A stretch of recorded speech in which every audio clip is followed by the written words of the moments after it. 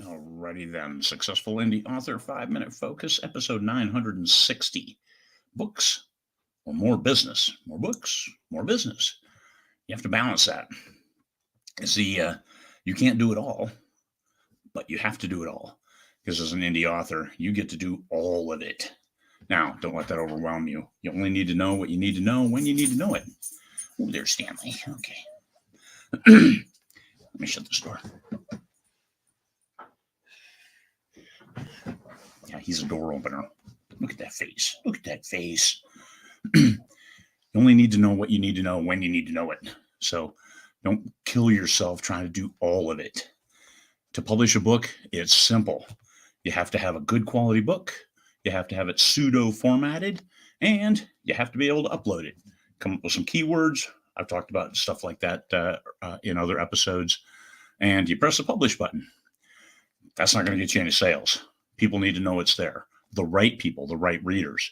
So how do you get those?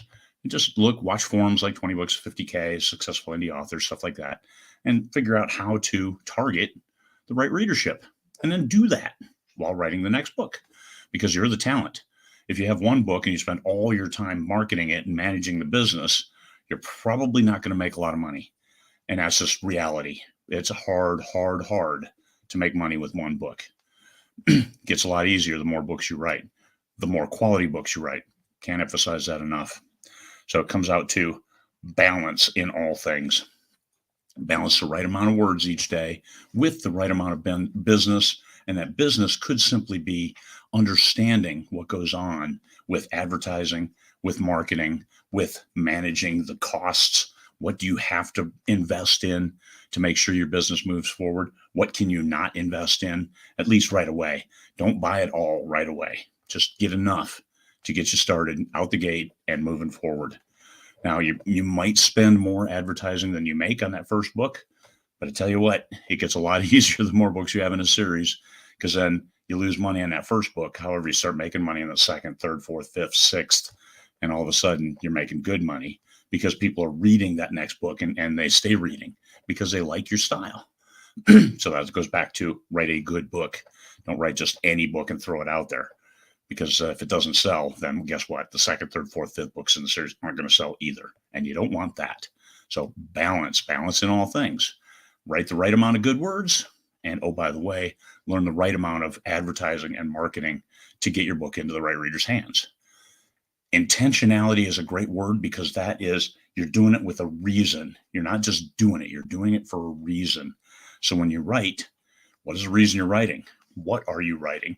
What is the market for that book? You got to think of these things while you're writing, as opposed to just freelancing it like a NaNoWriMo where you're just getting the words down.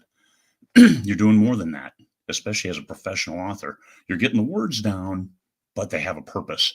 These words are the backbone of a story that takes you to a desired end state, bringing the readers along for an emotional roller coaster to deliver them righteously at the end game. It doesn't get any better than that, because then they're waiting for the next book too. They got this one, waiting for the next one. They vote with their money because they bought this book, and they bought this book saying, I hope this one turns out. And it did. And now they're voting with their money by getting your next one, buying it on pre-order, buying it when it's out, reading it, whatever they need to do to keep you in diamonds. Well, maybe not diamonds, but how about shiny rocks?